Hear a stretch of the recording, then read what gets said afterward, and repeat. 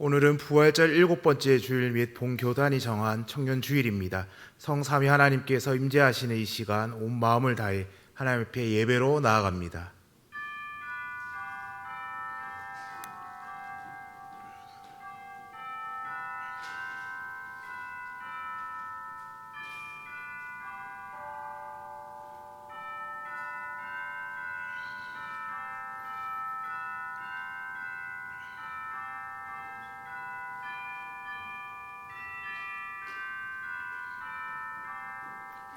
그러므로 우리는 예수로 말미암아 항상 찬미의 제사를 하나님께 드리자. 이는 그 이름을 증언하는 입술의 열매니라. 오직 선을 행함과 서로 나누어 주기를 잊지 말라. 하나님은 이 같은 제사를 기뻐하시느니라. 아멘.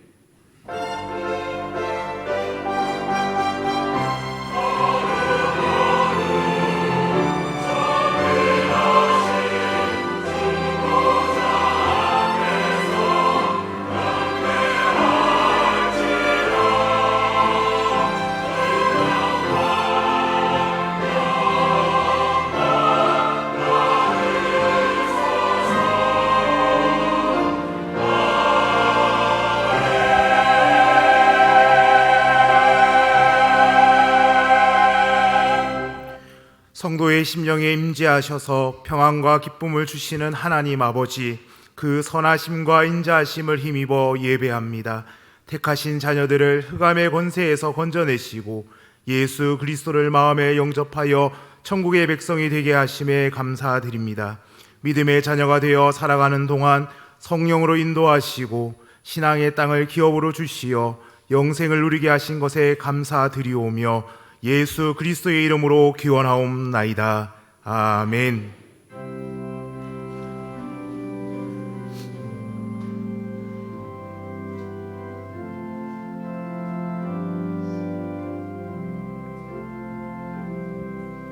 주님의 성령 지금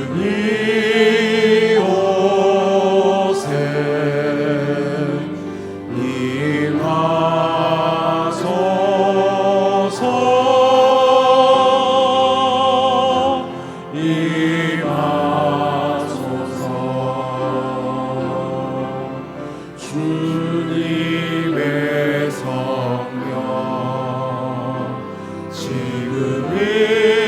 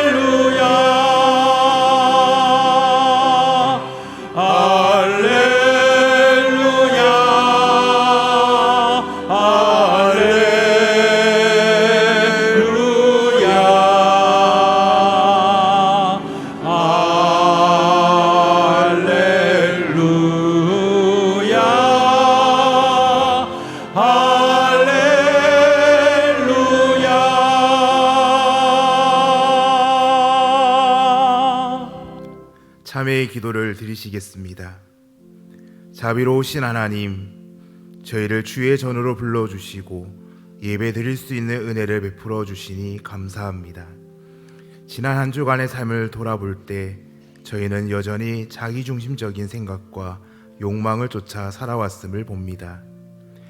말과 행동으로 이웃에게 상처를 주었고 주의 이름을 부르면서도 세상의 방식과 타협하며 살았습니다. 특히 가정의 달을 맞이하여 하나님께서 맡겨주신 가족들을 복음 안에서 온전히 사랑하고 돌보았는지 돌아봅니다. 자녀들에게 믿음의 본이 보이기보다는 세상의 가치와 기준을 먼저 강요하지는 않았는지, 부부 사이에 말씀의 은혜보다 감정과 판단이 앞서지는 않았는지 이 시간 진심으로 참회합니다. 성령님의 도우심을 통해 우리의 가정이 복음 안에서 아름답게 회복되고 든든히 세워지게 하옵소서. 예수님의 이름으로 참회 기도 드리오며 이제 우리의 입술로 고백의 기도로 계속해 나아갑니다.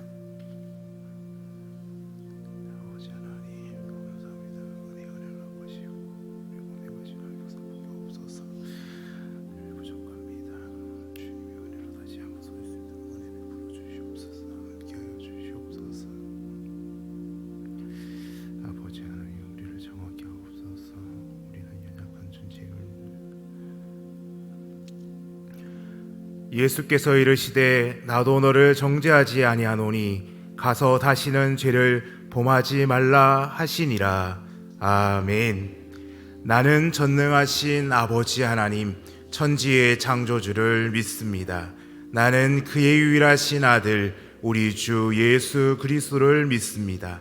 그는 성령으로 잉태되어 동정녀 마리아에게서 나시고 본디오 빌라도에게 고난을 받아 십자가에 못 박혀 죽으시고 장사된 지 사흘 만에 죽은 자 가운데서 다시 살아나셨으며 하늘에 오르시어 전능하신 아버지 하나님 우편에 앉아 계시다가 거기로부터 살아있는 자와 죽은 자를 심판하러 오십니다.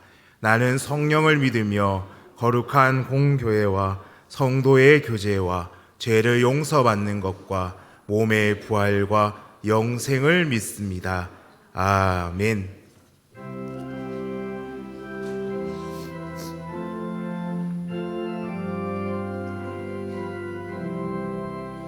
가슴마다 파도친다 우리들의 젊음이 눈동자에 어리운다 우리들의 푸른 꽃 주의 말씀 주의 행하 길과 진리 되시니 우리 평생 한결같이 주만 따라 살리라 하늘같이 늘 부르자 우리들의 젊은이 바다같이 넓고 길자 우리들의 사랑해 우리들은 주의 자녀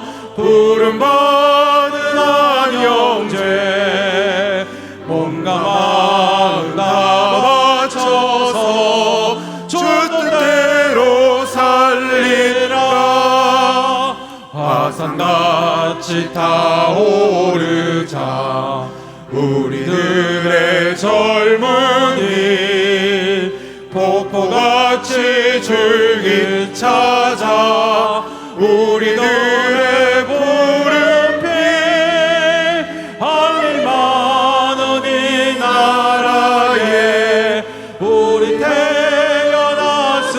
태어났으니 복음 들고 앞장서서 충성되게 일하자 돼지같이 광활하자 우리들의 젊음이 삶과 같이 우람하자 우리들의 이상에 십자가를 높이 들고 노래하며 나가자 하늘 뜻이 땅 위에 이루어질 때까지 아멘.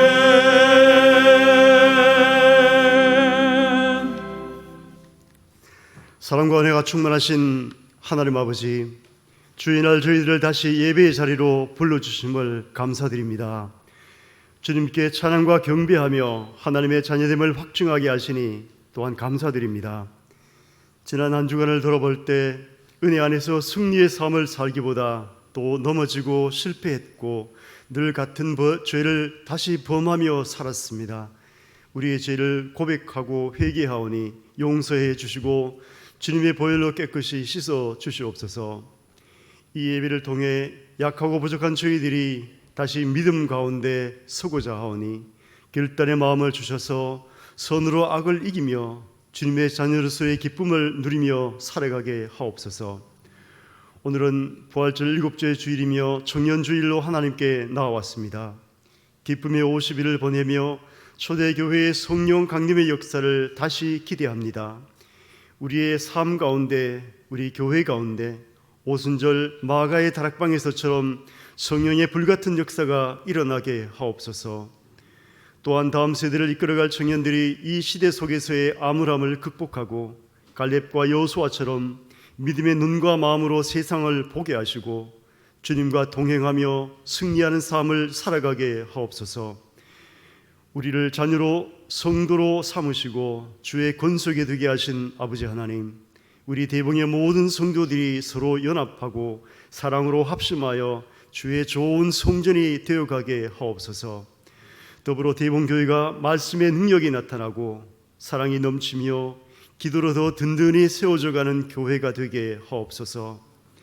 지역사회와 열방을 향해 복음을 증거하는 통로가 되며 이 시대의 방주의 역할을 잘 감당하게 하옵소서.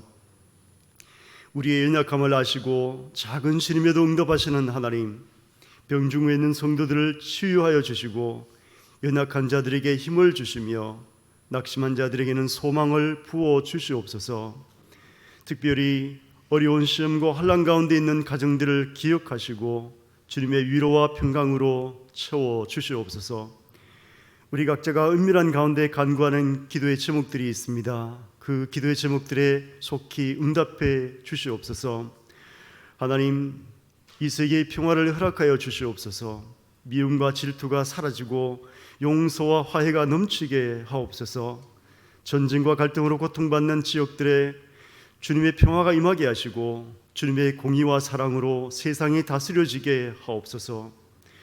이 날을 기억하사 마지막 때에 귀하게 쓰임받고 주님의 사명을 잘 감당하는 민족이 되게 해 주시옵소서. 이 시간 말씀 전하는 김은혜 담임 목사님에게 성령님 함께하사 말씀 전하실 때 우리의 믿음이 자라고 새롭게 하나님을 만나는 시간이 되게 하옵소서. 신년 찬양대의 찬양을 연락하여 주시고 듣는 저희들의 마음을 열어주셔서 큰 은혜의 시간이 되게 하옵소서. 또한 찬양하는 입술을 축복하사 기쁨이 충만케 하시고 듣는 우리 모두가 찬양 가운데 거하시는 하나님의 거룩함에 나아가게 하옵소서. 식당 봉사로, 주차관리로, 교사로, 또한 교회 곳곳에서 각자의 달란트로 교회를 위해 수고하는 모든 손길들을 기억하사 그 은혜 베풀어 주옵시고 그 손길에 복의 복을 더하여 주시옵소서. 또한 선교의 사명을 감당하는 선교사들과 통역자들에게 힘과 능력을 주시옵소서. 사역 가운데 지치지 않고 기쁨으로 잘 감당하게 하옵시고 많은 열매 맺게 하옵소서. 우리를 여기까지 인도하신 우리 주 예수 그리스도의 이름으로 기도합니다.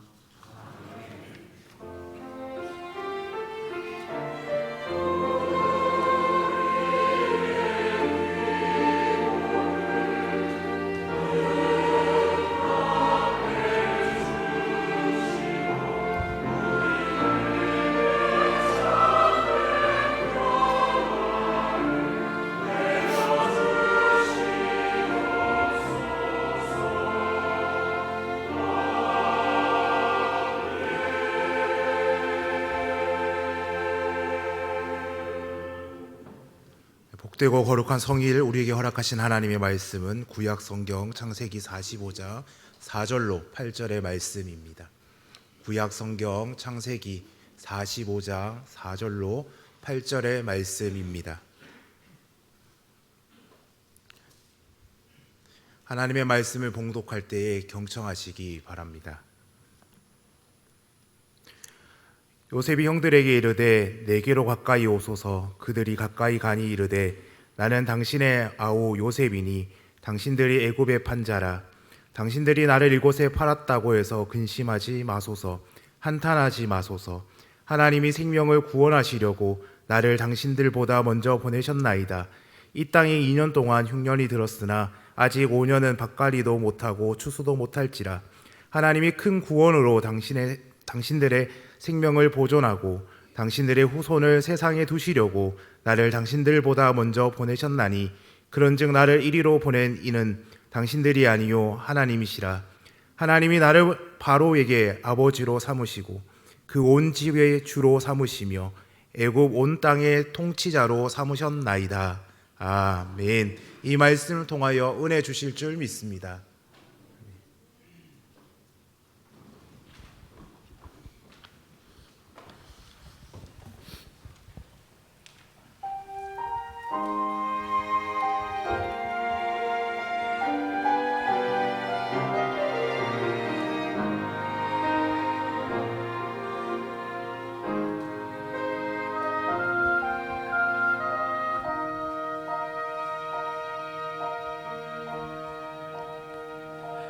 오직 주의 사랑에 매여 내 영 기뻐 노래합니다. 이 소망의 언덕 기쁨의 땅에서 주께 사랑 드립니다.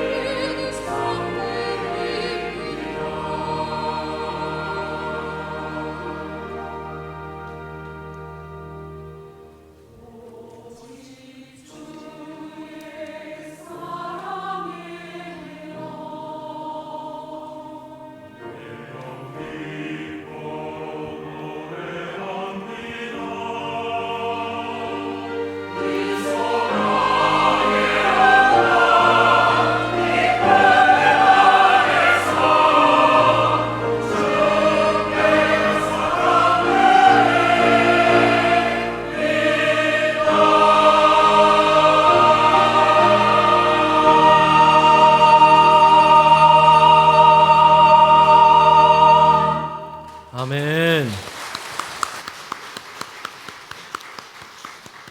네, 귀한 찬양에 감사를 드립니다. 날마다 주의 사랑에 매어서 기쁨의 삶, 소망의 삶을 살아가는 우리 모든 성도님들 되시기를 축복합니다.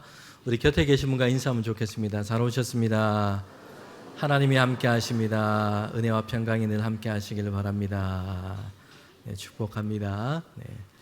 네, 한 주간 말씀을 읽고 우리 하나님 말씀 나누도록 하겠습니다. 예레미야서 33장 3절 말씀입니다. 함께 읽겠습니다.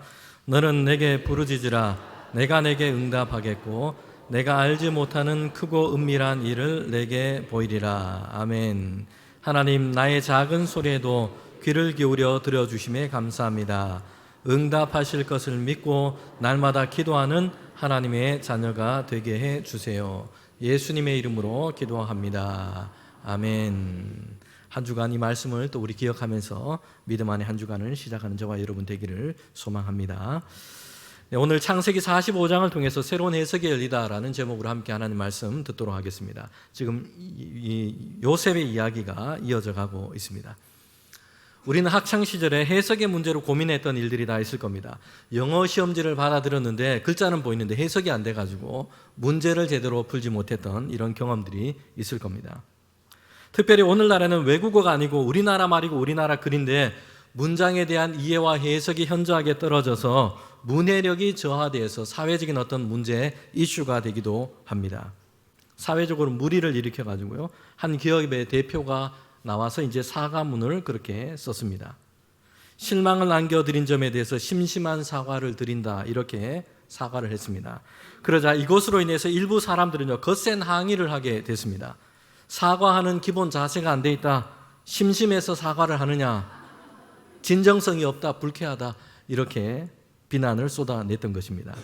마음 깊이 진심으로 사과한다라는 뜻인데 심심한이라는 뜻이 할 일 없이 지루하다라는 이런 말로만 그렇게 이해를 했기 때문입니다.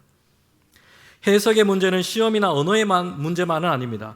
근본적으로 우리가 사람들이 더 중요하게, 더 무겁게 만나는 해석의 문제가 있습니다. 우리의 인생 가운데 만났던 일, 어떤 사건들이 도무지 이해가 되지 않을 때입니다.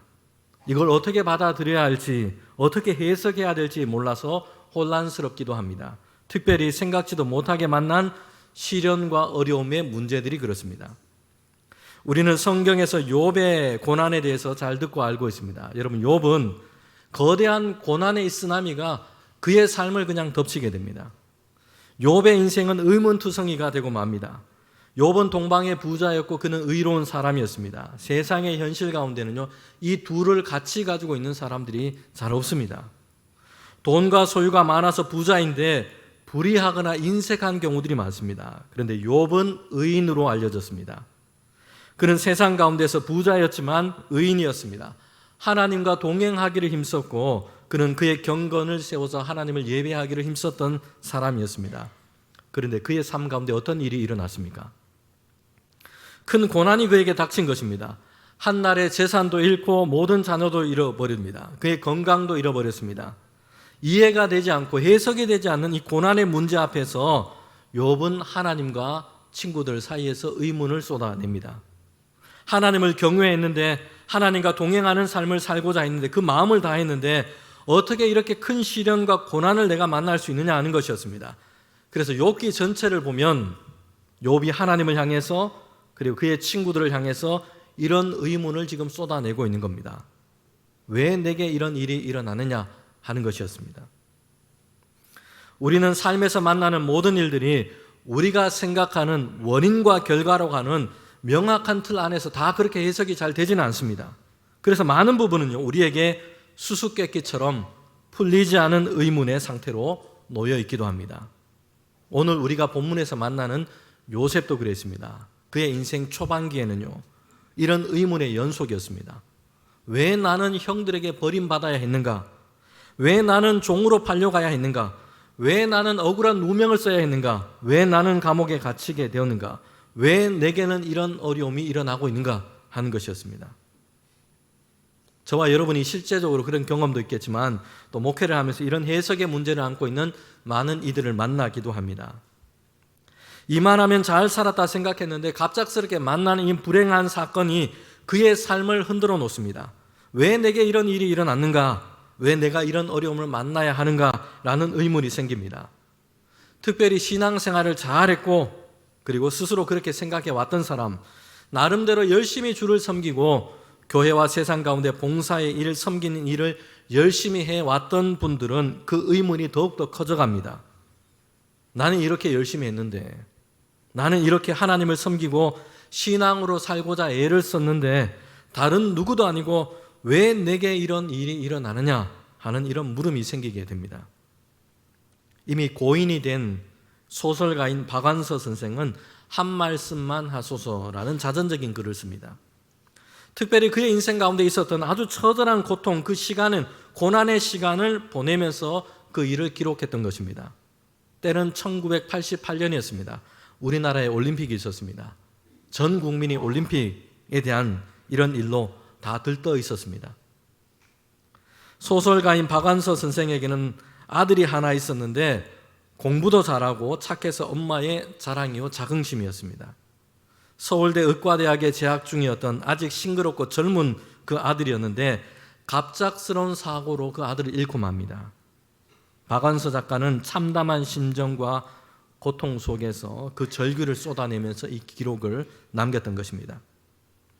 아들이 없는 세상에서 내가 밥을 먹고 숨을 쉬고 그리고 해가 뜨고 해가 지는 모든 이 자연스러운 일상이 그에게는 참을 수 없는 고통이었습니다. 자책감을 계속해서 느낍니다. 죄책감에 사로잡힙니다. 타인의 어떤 말도 위로가 되질 못했습니다. 왜 내게 이런 일이 일어났는가라는 이런 물음 속에서 하나님, 내게 한 말씀만 해달라고 절규하고 매달립니다. 분노와 증오로 스스로를 파괴해 가던 이런 시간을, 고통의 가장 밑바닥 가운데 있었던 그런 시간을 보냈습니다.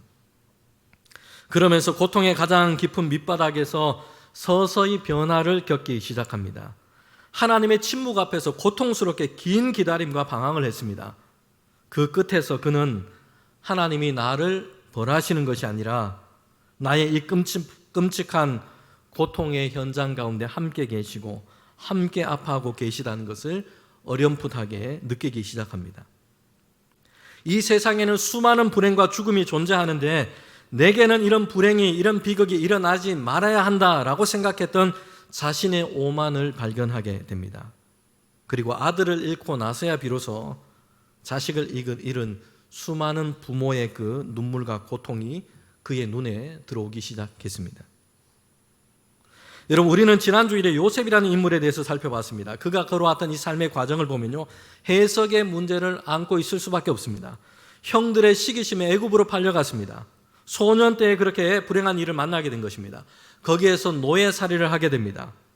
하나님을 의식하고 죄를 짓지 않기 위해서 유혹을 뿌려쳤는데 요셉에게 돌아온 것은 억울한 누명이었습니다. 감옥에 갇히게 됩니다. 그곳에서도 간원들의 꿈을 해석해주고 그들을 도왔는데, 여러분 어찌된 일인지 감옥에서 나가게 된 이 관원은 자신을 도왔던 요셉을 그냥 잊어버립니다. 이처럼 요셉의 인생 가운데는요, 말끔하게 이해되거나 해석되지 않은 일들의 사건들의 연속이었습니다. 이런 과정을 지나서 이제는 하나님의 섭리가 요셉의 인생 가운데 드러나고 있음을 우리는 보았습니다.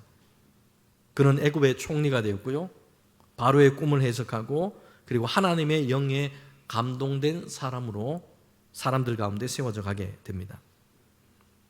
바로가 꾼 꿈은요, 번민하게 했습니다. 꿈에서 보았던 그 장면이 밝고 긍정적으로 보이지 않았습니다. 창세기 41장 4절과 7절에 보면 나일강에서 흉한 파리한 소가 이렇게 나와서는 살찌고 아름다워 보이는 그 소를 다 잡아먹어버립니다. 또 한 가지 꿈을 꿨는데 마른 7 이삭이 나와서는 결실하고 무성한 그 이삭들을 다 삼켜버립니다. 뭔가 중요한 의미가 있는 것 같은데 도무지 알지 못해서 마음이 복잡해집니다. 여러분, 그래서 바로는요, 애굽 땅 안에 있는 점술가들, 지혜롭다 하는 사람들을 다 불러 모았습니다. 애굽은 대단히 큰 나라였습니다. 꿈을 해석하고 길흉화복을 얘기하는 사람들이 대단히 많았을 겁니다. 그들 중에는 나름대로 유명세를 떨치고 있는 많은 경험을 가진 이들도 있습니다.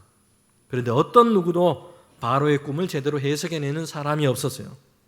바로는요, 복잡한 심정, 그 마음을 가지고 번민에서부터 벗어날 수가 없었습니다. 여러분, 이때 요셉이 감옥에서 꿈을 해석해 주었던 그 관원이 이 바로에게 요셉의 이야기를 합니다.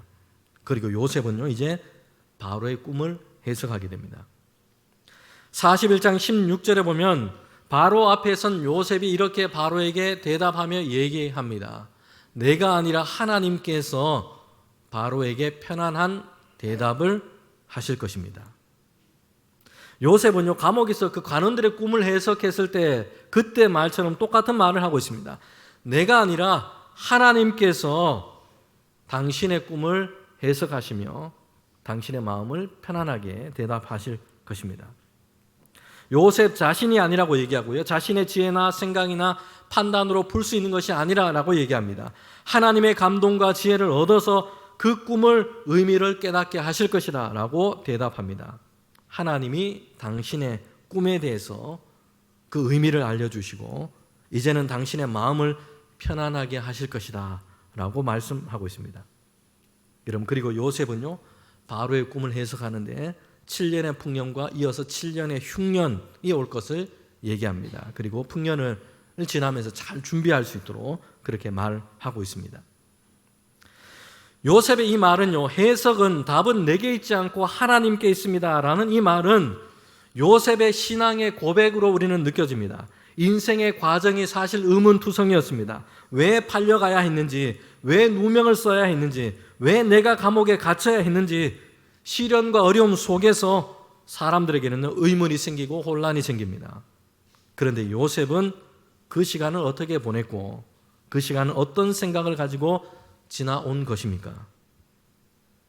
내가 지금 왜 이런 상황에 놓여 있는지 아직 나는 잘 모르지만 분명한 것은 내게 답이 있지 않고 하나님께 답이 있다. 하나님 안에서 해석될 것이다.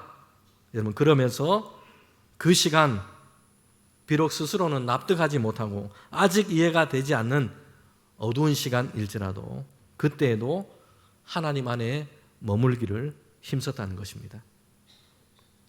나를 이해시키기 위한 해답을 지금 신속하게 내가 찾아내고 고민하고 번민하기보다는 하나님이 나에게 해석을 열어주실 것을 기다립니다. 그러면서 자신이 처해 있는 어려운 상황으로 인해서 하나님을 등지거나 하나님을 떠나지 않고 그곳에서 그 시간을 하나님과 함께 거하고자 합니다. 성도 여러분, 신앙의 삶, 신앙의 여정이란 이런 것입니다. 우리 눈에 그냥 답이 딱 떨어지는 이런 상황, 충분히 이해가 되고 납득이 되는 이런 상황, 이런 삶의 길만을 걸어가는 것을 뜻하지 않습니다. 삶의 상황은요, 때로는 여전히 모호합니다. 당시에는 이해가 되지 않을 때도 있습니다. 안개에 가려져 있는 것 같고 어둡고 음침한 골짜기와 같을 때도 있습니다. 그런데 그런 중에도 답은 내게 있지 않고 하나님께 있다. 하나님께서는 전체의 내 삶의 여정을 이제는 감사와 신비로 받아들일 수 있도록 해석해 가실 것이다 라는 것을 믿고 오늘 하나님과 동행하는 것입니다. 시편 23편은 다윗의 시입니다. 하나님을 선한 목자로 찬양하고 있습니다. 그런데 그 시편 중간에 보면요, 23편 4절에 보면 험한 골짜기, 사망의 음침한 골짜기로 다닐 때가 있었다라고 말하고 있습니다. 늘 밝고 평안하고 안전을 느끼는 이런 길로만 다닐 수 있었던 것이 아니었습니다. 그런데 다윗의 이 찬양을 보면 그의 시선이 목자를 향해 있다라는 것입니다. 음침한 골짜기로 다닐 때도 있었는데 그 어둠과 음침함의 마음과 시선을 다 빼앗겨 버리지 않고 왜 내가 이런 음침한 골짜기에 놓여 있는가, 거기에 몰두하고 있지 않습니다. 음침하고 죽음의 그늘이 드리워진 것처럼 보이는 그 길을 지나면서도 여러분, 그의 시선은 지팡이와 막대기를 들고 있는 목자를 향해 있습니다. 위험한 곳을 지날 때에도 자신을 보호하고 인도하시는 선하신 그 목자 되시는 하나님을 향해 신뢰의 마음을 열고 있다는 것입니다.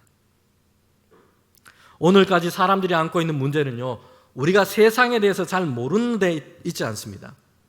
특별히 현대인들은 대단히 많은 것을 알고 있습니다. 수많은 과학적인 이론과 그리고 이런 이 알을 가지고 사물들과 물질들의 원리들을 다 파악하고 설명해 내고자 합니다.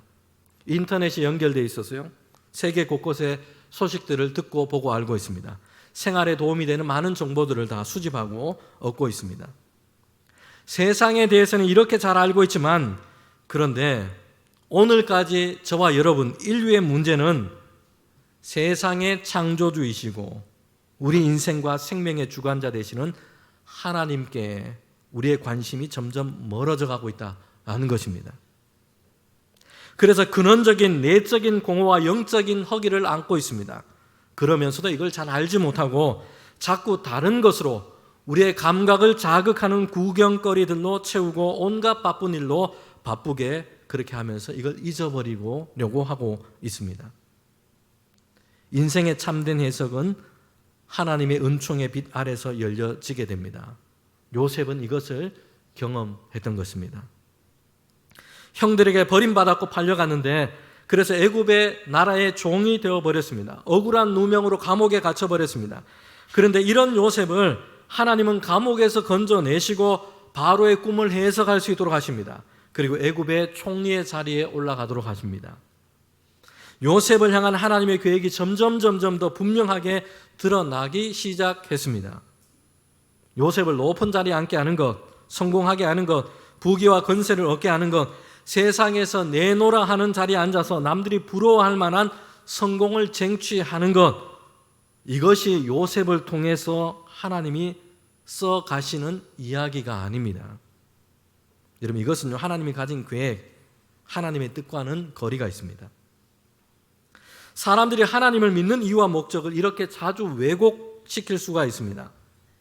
하나님과 동행하면서 하나님의 선하신 뜻과 계획 안에 있는 것을 기뻐하는 것, 여기에 관심을 잘 두지 못하고요. 어떻게든 하나님께로부터 뭔가를 더 받아내서 내가 더 크게 되고 내가 더 높은 곳에 오르고 내가 원하는 부귀와 건세 이런 것을 더 많이 쟁취하는 것, 여기에 우리의 관심이 있다면 여러분, 우리는 자신의 이기적이고 세속적인 욕망을 향해 있는 것입니다. 그가 원하고 관심을 갖고 있는 것은 하나님을 믿지 않은 사람들과 별반 다르지 않습니다. 단지 하나님은 이런 나의 욕망을 채워주시고 이런 나를 도우시는 존재로만 생각될 뿐입니다. 여러분, 그렇다면 아직 그에게는요, 참된 신앙과 믿음의 삶이 시작이 지금 제대로 되고 있지 않은 겁니다. 여전히 옛사람의 상태에 그대로 있을 뿐입니다. 신앙의 삶은 욕망 아래 있는 내 자아가 계속해서 확장되어 가는 것을 뜻하는 것이 아닙니다. 하나님을 향한 전적인 신뢰가 깊어져 가는 것이 여러분 신앙의 삶입니다.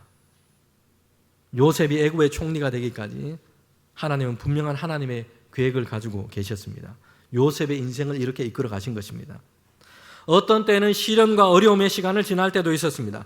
그런데 나중에 보니까 그 시간조차도 하나님의 은총과 계획 밖에 있었던 것이 아니었습니다.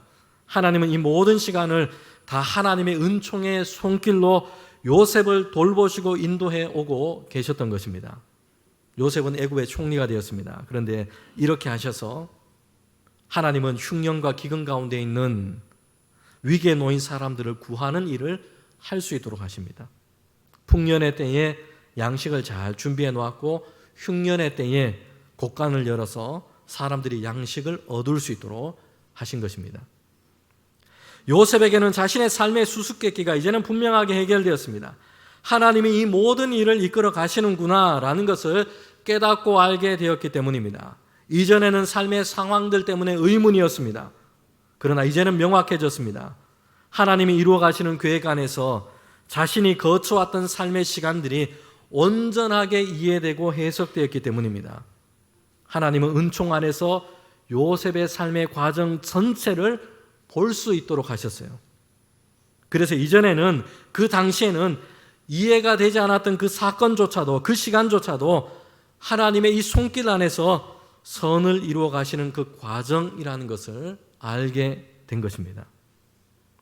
사랑하는 성도 여러분, 우리는 우리의 삶을 보는 시야가 너무 좁을 때가 많습니다. 눈앞에 있는 삶의 어려움, 어둠을 안고, 이걸 안고 지금 씨름합니다. 그러면서 우리는 우리의 삶 전체가, 우리의 인생 전체가 하나님의 은총과 인도하심 아래에 있다라는 이 믿음의 시선을 잃어버릴 때가 있습니다.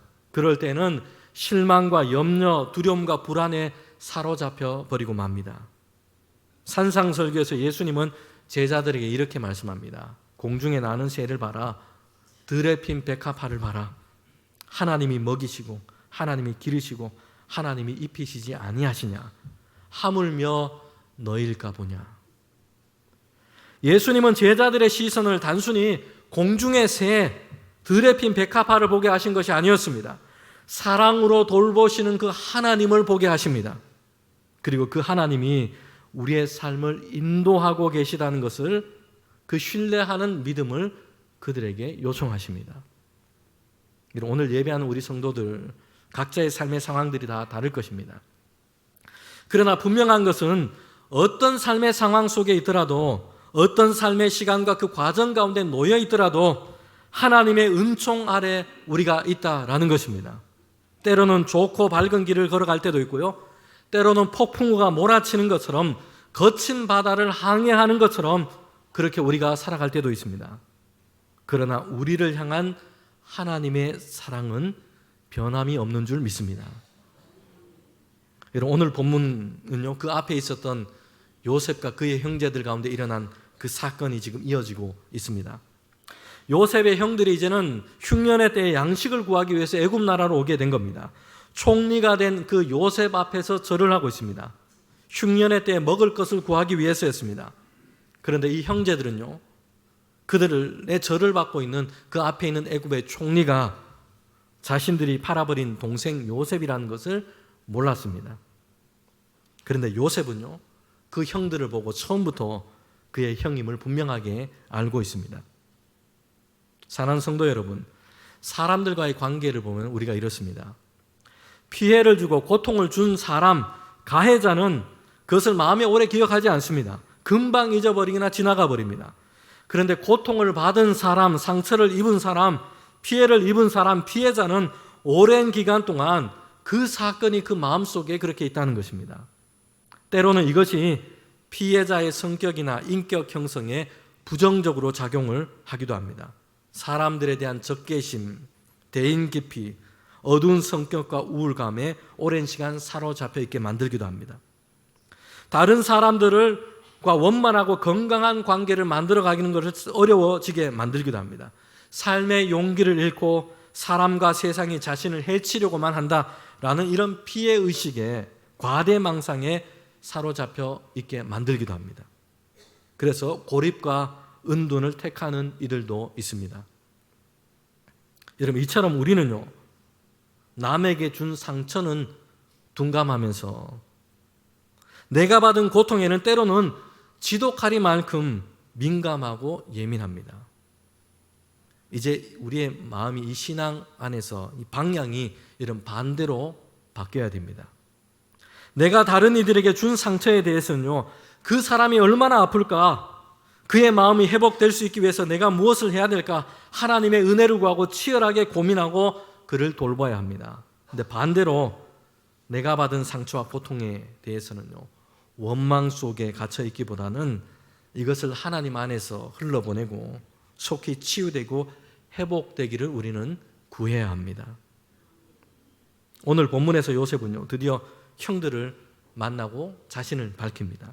45장 2절부터 3절에 보면 시종들과 주변에 있는 사람들 다 그렇게 물러가게 하군요. 요셉이 큰 소리로 울면서 자신이 요셉이라고 그렇게 얘기합니다. 대성통곡했다. 이전에 우리 성경의 번역을 보면 그렇게 합니다. 형제들은요, 이 상황을 어떻게 받아들일까? 아마도 그들은 반가움보다는 두려움이 그렇게 그들 마음속에 생기게 됩니다. 어린 동생을 죽이려고 했고 그러다가 애굽 나라로 노예 상인에게 팔아버렸기 때문입니다. 요셉의 인생을 완전히 망가뜨려 버렸기 때문입니다. 요셉은 그 일에 대해서 분명하게 기억하고 있습니다. 45장 4절에 보면요, 형들을 가까이 오게 해서 이제 얘기하는데 당신들의 아우 요셉입니다. 이렇게 얘기합니다. 그리고 그 다음에 뭐라고 얘기합니까? 당신들이 애굽에 판 그 동생이라고 밝히고 있습니다. 형들이 행한 일을 기억하고 있다는 것이요. 무정하게도 동생인데 이런 어린 요셉을 그냥 애굽으로 노예 상인에게 팔아버린 것입니다. 여러분, 이런 요셉이 지금 애굽 나라의 총리가 되어 있습니다. 힘과 권세를 가진 자리입니다. 그러니 형들의 입장에서는요, 두려워할 수밖에 없습니다. 그때 일을 기억하고 복수를 하려고 한다면 꼼짝없이 죽을 수밖에 없는 이런 상황입니다. 여러분, 그런데 어떤 일이 일어나고 있습니까? 흉년이 아직 많이 여러 해 남아있기 때문에 아버지 야곱과 형제들, 그의 모든 가족들이 애굽 나라에 와서 살아갈 수 있도록 그들을 초대합니다. 고센 땅, 목축하기 좋은 땅, 그 땅에 와서 살 수 있도록 합니다. 45장 11절에 보면요, 요셉은 이렇게 얘기합니다. 아버지를 내가 이제는 복양하고 가족과 형제들에 속한 모든 사람들이 부족함이 없도록 내가 그렇게 하겠다라고 약속을 합니다. 형제들이 요셉에게 행한 그 악행을 대갚아 주지 않고 오히려 여러분 그들을 보살펴주고 그들을 돕고 있다라는 것입니다. 만약에 형들이 행했던 악에 대해서 요셉이 똑같이 그냥 악으로 대갚아 주고자 했다면 애굽의 이 총리 자리를 이용해서 형들을 파멸시킬 수 있었을 겁니다. 그러나 이것은요, 결국 요셉도 승리자가 되는 길이 아닙니다. 요셉과 형제들 사이에서 그들의 가정 안에서 악의 고리가 끊어지지 않고 악이 승리하는 길이 되고 맙니다. 요셉 자신이 승리하는 길이 아니라 그들 사이에서 악이 승리하는 길이 되고 맙니다. 요셉은 복수 대신에 용서와 사랑이라는 선함을 택합니다. 자신에게 준 그 상처, 과거의 악을 멋지게 사랑과 용서로 이겨내고 있다는 것입니다. 로마서 12장 21절 말씀인데요, 함께 읽도록 하겠습니다. 악에게 지지 말고 선으로 악을 이기라. 사도 바울은 로마서 12장 21절에서 성도들에게 이렇게 강력하게 권면합니다. 악에게 지지 말고 선으로 악을 이기라. 우리가 받은 상처와 고통에만 매몰되어서 누군가를 향한 적개심과 피해의식 속에 우리가 그렇게 살아가고 있다면 여러분, 그것은 나를 해하고 있는 그 악에게 지금 무릎을 꿇고 있는 것입니다. 내 삶을 우울과 고립의 이 감옥에 가두는 것은 역시 악에게 우리가 지고 있는 것입니다. 사탄은 이렇게 우리가 과거의 상처의 노예가 되어서 평생 원망 속에 살아가기를 원할 겁니다. 그러나 하나님은 우리가 선으로 악을 이기는 자가 되기를 원하십니다. 우리는 요셉이 어떻게 이렇게 할 수 있었는가, 어디에서부터 이게 가능했는가라는 것을 살펴봐야 합니다. 요셉과 같은 삶의 상황에 놓여 있다면 용서를 이루고 악을 선으로 이기는 일을 하는 것은 대단히 어려운 일입니다. 여러분, 그런데 요셉에게 이 일이 가능하게 된 중요한 이유가 있습니다. 창세기 45장 5절 말씀인데요, 함께 읽도록 하겠습니다. 당신들이 나를 이곳에 팔았다고 해서 근심하지 마소서, 한탄하지 마소서. 하나님이 생명을 구원하시려고 나를 당신들보다 먼저 보내셨나이다. 아멘. 요셉은요, 자기 인생 전체 그 과정을 통해서 하나님의 은총의 빛 아래서 새롭게 해석할 수 있게 되었기 때문입니다. 그리고 하나님 안에서 자신에 대한 새로운 정체성을 갖게 되었던 것입니다. 형들에게 버림받은 존재, 형들에게 팔려진 존재, 이런 것이 아니라 요셉은 자신에 대해서 뭐라고 얘기하고 있습니까? 하나님께서 선한 목적을 가지고 나를 먼저 보내셨다. 형제들에게 버림받은 존재가 아니라 하나님께로부터 보냄받은 존재라고 얘기하고 있습니다. 사람들의 악함에 눌린 피해자로 살지 않고 하나님의 선하심을 경험한 소명자로 살아가도록 하나님이 나를 부르셨다라고 고백하고 있습니다.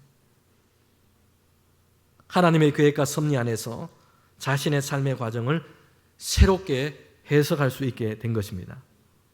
비록 형들은 요셉에게 악한 일을 행했습니다. 그러나 하나님은 이것조차도 하나님의 계획 가운데 사용하셨습니다. 요셉을 먼저 보내셔서 흉년의 때에 하나님의 백성 삼으신 야곱과 그의 자손들의 생명을 보존하는 일을 하도록 하셨습니다. 여러분, 하나님의 말씀은요, 형제들이 요셉에게 행한 그 일이, 그 악에 대해서 결코 가볍게 하거나 희석시키지 않습니다.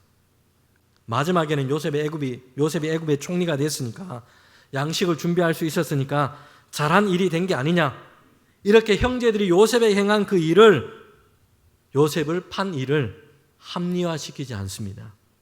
그들은 분명 악을 행했습니다. 그러나 하나님은 그들이 행한 악을 선으로 바꾸신 것입니다. 창세기 50장 20절 말씀인데요, 함께 읽도록 하겠습니다. 당신들은 나를 해하려 하였으나 하나님은 그것을 선으로 바꾸사 오늘과 같이 많은 백성의 생명을 구원하게 하시려 하셨나니. 아멘. 당신들은 나를 해하려 하였으나 당신들은 악한 일을 행했습니다. 그러나 하나님은 그 악함을 선으로 바꾸셔서 오늘과 같이 많은 백성 생명을 구원하는 일을 나를 통해서 하셨습니다. 형들이 요셉에 행한 것은 분명 악이었습니다. 가정을 파탄내고 동생의 인생을 송두리째 짓밟는 잔인한 악이었습니다. 요셉은 그것을 괜찮다, 대수롭지 않게 그렇게 여기지 않습니다. 형들은 분명 나를 해하려 했고 악을 행했습니다. 명확하게 그들 가운데 얘기하고 있습니다. 그러나 요셉은 형들이 던진 악의 수렁에 빠져서 평생을 원망하고 우울함으로 자신의 삶을 낭비하지 않습니다. 왜냐하면 인간이 행한 지독한 악조차도 결국에는 선으로 바꾸어 버리시는 전능하신 하나님의 그 은혜의 손길을 요셉은 보았기 때문입니다. 형들의 악행으로 인해서 자신의 인생이 무너지고 망가지는 것이 아니라 하나님은 오히려 이 모든 일을 통해서 요셉을 애굽으로 가게 하셨고, 그리고 요셉을 통해서 하나님의 선한 일이 애굽과 그의 가족 가운데 그렇게 행하도록 이것을 이루어 가신 것이기 때문입니다. 사랑하는 성도 여러분, 지금 여러분의 삶은 어떻게 해석되고 있습니까? 혹시 풀리지 않는 인생의 수수께끼 같은 이런 인생의 문제 앞에서 하나님 왜 하필 나입니까? 내가 무엇을 잘못했길래 이런 음침한 골짜기로 지나가야 합니까? 라며 원망과 낙심의 눈물을 흘리고 계신 분이 계시지는 않습니까? 여러분 기억하십시오. 우리의 인생은 내 눈앞에 보이는 좁은 시야로는 다 해석되지 않습니다. 내 삶의 답은 내게 있지 않고 오직 하나님께 있습니다. 요셉은 형들에게 버림받은 자라는 상처의 족쇄를 차고 평생을 살지 않았습니다. 하나님의 은총의 빛이 그에게 임했기 때문입니다. 그의 해석은 바뀌었습니다. 그는 자신을 향해 나는 형들에게 버림받은 자가 아니라 수많은 생명을 구원하기 위해서 하나님이 앞서 나를 보내신 자, 보냄을 받은 자라는 이런 위대한 믿음의 정체성을 갖게 됐습니다. 형들에게 버림받은 그 고통과 상처가 요셉의 정체성이 아니었습니다. 여러분, 세상과 사람들에게 때로는 당하는 이 상처와 고통이 저와 여러분 나의 정체성이 되게 해서는 안 됩니다. 하나님이 요셉에게 그의 인생을 새롭게 해석해 주었습니다. 요셉의 참된 정체성은 하나님의 은총 아래 있는 자이고 하나님의 계획 안에서 보냄을 받은 자였습니다. 요셉의 인생은 악한 생각을 품은 형들에 의해서 좌우되지 않았습니다. 비록 어느 순간에는, 어느 시점에서는 마치 그렇게 되는 것처럼 보이기도 했습니다. 그러나 그의 삶 전체를 놓고 보았을 때는 하나님께서 요셉의 인생 가운데 계획과 목적을 가지고 계셨고 그의 삶을 인도하셨습니다. 하나님의 은총 아래 있었던 것입니다. 그래서 요셉은 비록 형들에게 버림받고 팔려진 존재로 취급받기도 했지만, 그러나 모든 과정을 통해서 하나님은 요셉을 보냄받은 자로 세우시고 계셨던 것입니다. 형들은 요셉을 팔았지만 하나님은 요셉을 보내고 계셨고, 형들은 그에게 악을 행했지만 하나님은 요셉의 인생 가운데 선을 이루고 계셨습니다. 요셉의 인생 전체를 통해서 분명해졌습니다. 형들의 악들보다, 형들이 행한 그 악함보다 하나님의 선하심과 섭리가 더 크고 이기고 있다라는 것입니다. 여러분, 우리가 악에 대해서 선으로 이길 수 있는 것은요, 하나님의 선하심이 세상의 모든 악을 이기고도 남기 때문입니다. 인간의 악이 아무리 잔인할지라도 우리 하나님은 그 악조차도 선으로 바꾸어 버리시는 전능하신 하나님이시기 때문입니다. 여러분, 그러므로 나에게 상처를 준 사람, 나를 아프게 한 상황이라는 이 악에 지지 말고 원망과 우울이라는 감옥에 우리의 소중한 인생을 우리는 가두어서는 안 됩니다. 오늘 이 시간 그곳에서 우리를 향한 변함없는 하나님의 은총을 신뢰해야 합니다. 지금은 설명되지 않는 것 같고 아직은 잘 이해가 되지 않는 이런 삶의 상황이라도 그 하루 속에서 신실하신 하나님과 나는 동행할 것이다, 이런 믿음이 우리에게 필요합니다. 우리가 험하고 음침한 골짜기로 지날 때에도 그 음침함과 그 어둠을 보는 것이 아니라 나를 안고 가시는 지팡이와 막대기를 들고 나를 보호하시는 그 하나님을 바라볼 수 있기를 원합니다. 그래서 마침내 우리의 모든 눈물과 아픔을 감사와 신비로 해석해낼 수 있도록 하시는 그 하나님과 함께 오늘이라는 삶을 믿음으로 당당하게 살아가는 저와 여러분 되시기를 주님의 이름으로 축복합니다. 함께 기도드리겠습니다. 하나님 아버지, 이해가 되지 않은 삶의 시간 속에서도 우리를 붙드시고 인도하시는 주님을 신뢰하게 하여 주옵소서. 버림받은 상처에 머물지 않고 하나님께서 보냄받은 사람으로 살아갈 수 있게 하여 주옵소서. 악에게 지지 않고 선으로 악을 이기게 하여 주옵소서. 오늘도 우리의 삶을 선하게 해석하신 하나님의 은혜를 바라볼 수 있게 하여 주옵소서. 어두운 골짜기에서도 목자 되신 주님과 동행하게 하여 주시옵소서. 예수님의 이름으로 기도하옵나이다. 아멘.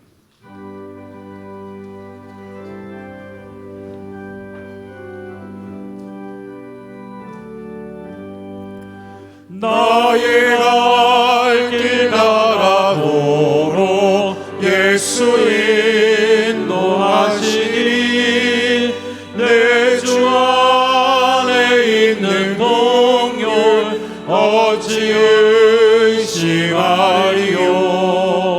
믿음으로 사는 자는 하루 위로 받겠네. 무슨 일을 만나든지 만사형통하리라.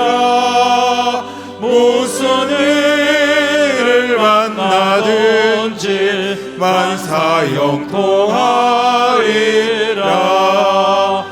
나의 갈 길 나가도록 예수 인도하시니 어려운 일 당할 때도 족한 은혜 주시네. 나는 심히 고단하고 영혼 매우 가라라. 나의 앞에 반석에서 샘물 나게 하시네. 나의 앞에 반석에서 샘물 나게 하시네. 나의 갈 길 나가도록 예수 인도하시니 그의 사랑 어찌 큰지 말로 할 수 없도다. 성령 감화 받은 영혼 하늘 날아갈 때에 영영 부를 나의 찬송 예수 인도하셨네. 영영 부를 나의 찬송 예수 인도하셨네. 아멘.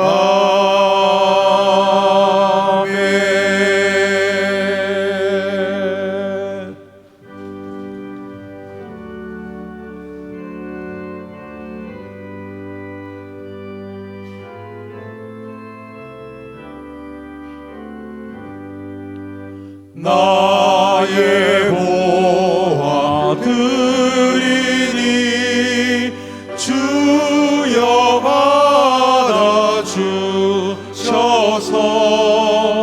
하늘나라 위하여 주 뜻대로 쓰소서.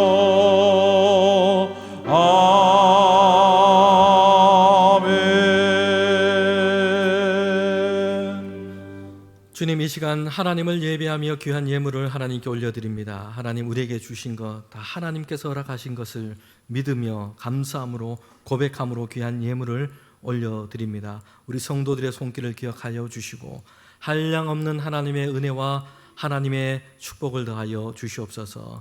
우리 성도들의 가정이 날마다 주님을 예배하는 믿음의 가정들로 세워지게 하시고 성도들의 일터가 하나님이 함께 하심으로 늘 형통할 수 있도록 주님 인도하여 주시옵소서. 하나님, 귀한 예물을 하나님께 올려드리며 기도와 간구와 하나님 마음의 소원을 주님께 아뢰입니다. 하나님 응답하여 주시고 주님의 신실하심으로 우리 성도들의 삶을 하나님께서 늘 선한 길로 하나님 붙들어 주시옵소서. 우리 성도들의 가정마다 주님 함께하여 주셔서 하나님의 은총 아래 있다는 것을 기억하게 하시고 믿음으로 살아가는 승리하는 우리 성도들 다 되게 하여 주시옵소서. 귀한 예물이 쓰이는 곳에 하나님의 선한 뜻 가운데 사용되게 하셔서 하나님의 나라가 확장되고 생명의 복음이 증거되고 교회와 선교지가 세워져 가는 일에 쓰이게 하여 주시옵소서. 예수님의 이름으로 기도하옵나이다. 아멘.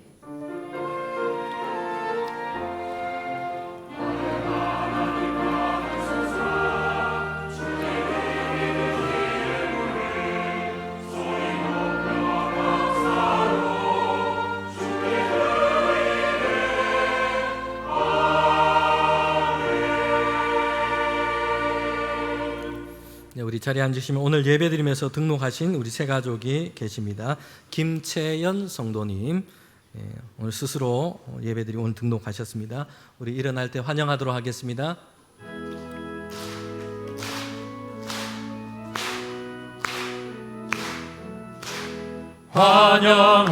환영합니다.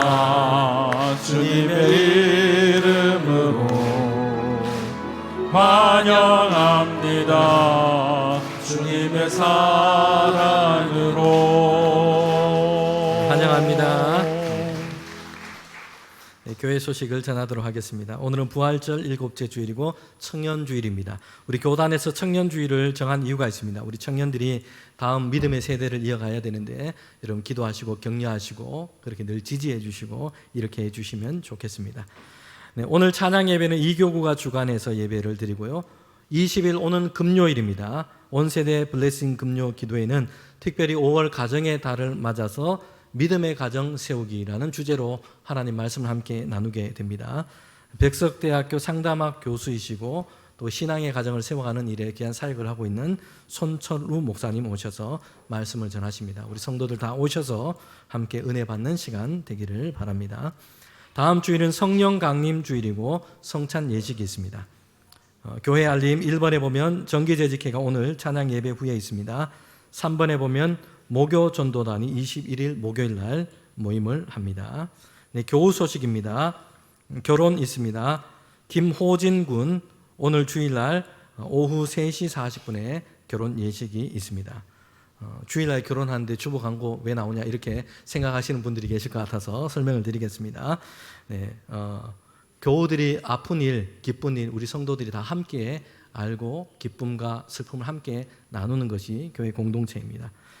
그리고 또 한 가지는 신앙 있는 부모가 자녀 결혼식을 누가 주일날 하기를 원하겠습니까? 이렇게 주일날 하게 됐다는 것은 결혼하는 상대 가정이 신앙이 없는 가정이고 또 우리 결혼을 하고 있는 자녀가 아직 믿음 위에 이 가정이 부부가 잘 세워지지 못했다는 것입니다. 여러분 그렇기 때문에 주일날 결혼 광고가 나오면 특별히 더 기도해 줘야 됩니다. 결혼하는 이 두 사람이 믿음을 잘 세워서 이제 신앙생활 우리 교회 안에서 잘 할 수 있도록 그렇게 기도해 주시고 또 우리 축하해 주시면 좋겠습니다. 네, 우리 교우들 소식 중에 해외 출타 중에 있는 교우들이 있습니다. 심조수아 집사님 미국에 출장차 나가 있고요. 김지선 권사님 견학차 영국에 있습니다. 오가는 길 하나님 동행하시길 바랍니다. 손순름 권사님 병원에 입원 중에 있습니다. 잘 쾌유할 수 있도록 위해서 기도해 주시기를 바랍니다. 네, 오늘 3부 예배 중에 우간다에서 지금 선교하고 있는 최태용 협력 선교사님 한국 방문 중에 같이 예배드립니다. 우리 예배 끝나고 같이 인사 나누시면 좋겠습니다. 네, 우리 다 일어나셔서 파송의 찬양 함께 부르겠습니다.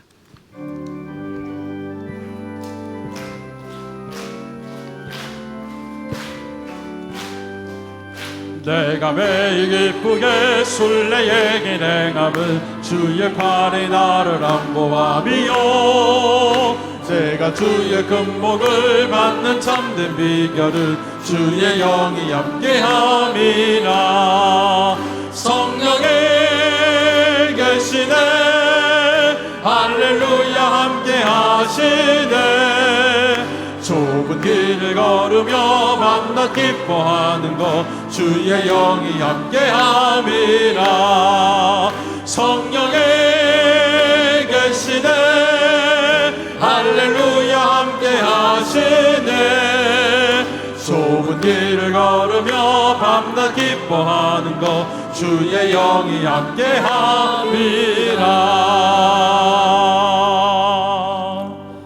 지금은 우리 주님 예수 그리스도의 은혜와 하나님의 그 크신 사랑과 성령의 교통하심이 이제는 하나님의 은총 안에서 나의 인생과 나의 삶을 새롭게 보게 하시고 그 은혜 안에서 세상 가운데 살아가기를 원하는 사랑하는 모든 믿음의 권속들 가운데 지금부터 영원토록 함께 하시기를 간절히 축원하옵나이다. 아멘.